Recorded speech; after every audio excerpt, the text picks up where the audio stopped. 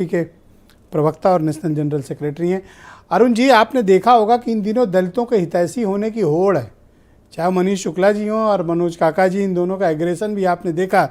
आपको लगता है इन दोनों में कौन है जो ज़्यादा हितैषी है?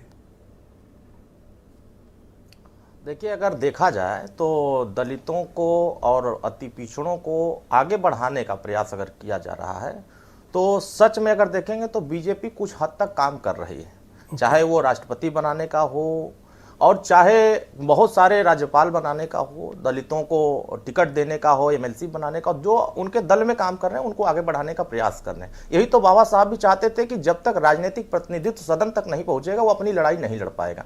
मान्यवर कांशीराम साहब एक बात कहा करते थे, जिसकी जितनी संख्या भारी उसकी उतनी हिस्सेदारी।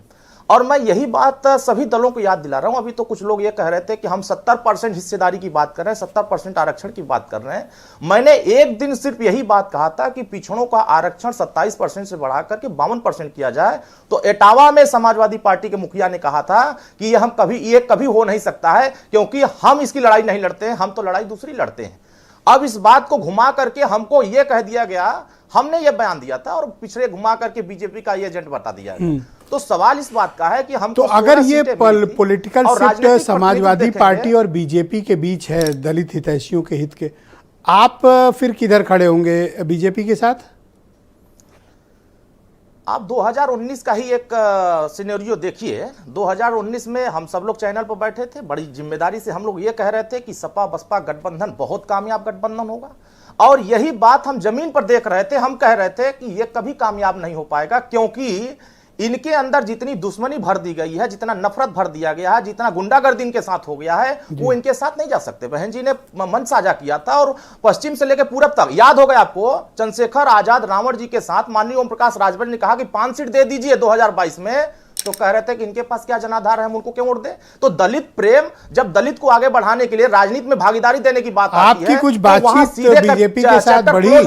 पिछले दिनों मैंने एक वीडियो देखा था, आपके पिताजी यानी ओम प्रकाश राजभर और यूपी के ट्रांसपोर्ट मिनिस्टर बीजेपी नेता दयाशंकर सिंह आपस में मुलाकात कर रहे हैं, तो कुछ फाइनल हुआ आप लोगों का? देखिए, हम अभी मुलाकात के बाद, हम तो सबसे मुलाकात करते हैं, हमारे वरिष्ठ पत्रकार लोग, हमारे जिम्मेदार पार्टियों के प्रवक्ता लोग बैठे हैं, अभी तो हम सबसे पत्रकारों से भी अलग मीटिंग करते हो? हमारी कल ही मुलाकात नहीं, हम तो सबसे मुलाकात करते हैं, सबको अपने यहाँ बुलाते हैं, आइए चाय पीजिए, ठीक बात, हमारे लोगों के बीच में चलिए। तो हम तो अनवरत जनता, देखिए दलितों नहीं, कुछ बातचीत बढ़ी, मतलब मैं सीरियस क्वेश्चन कर रहा हूँ, ये कोई हंसी मजाक का विषय नहीं है। कोई डिस्कशन आप लोगों का बीजेपी के साथ हुआ, कुछ फाइनल हुआ या अभी सिर्फ बातचीत है?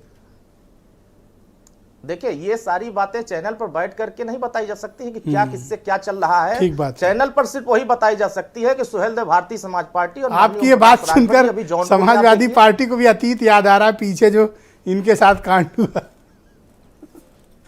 अभी आपने देखा ना जी कि अभी आपने इनका रायबरेली में रैली देख लीजिए, जनसभा, और हमारा आप जौनपुर में देख लीजिए, जितनी संख्या इनकी यहां थी उतने तो हमारे नेताजी के पीछे पीछे सड़कों पर लोग चल रहे थे। अच्छा, तो आप कल्पना कर सकते हैं कि दलितों का वोट या उमाशंकर देने की कोई भी कोशिश करेगा, वो भी भाई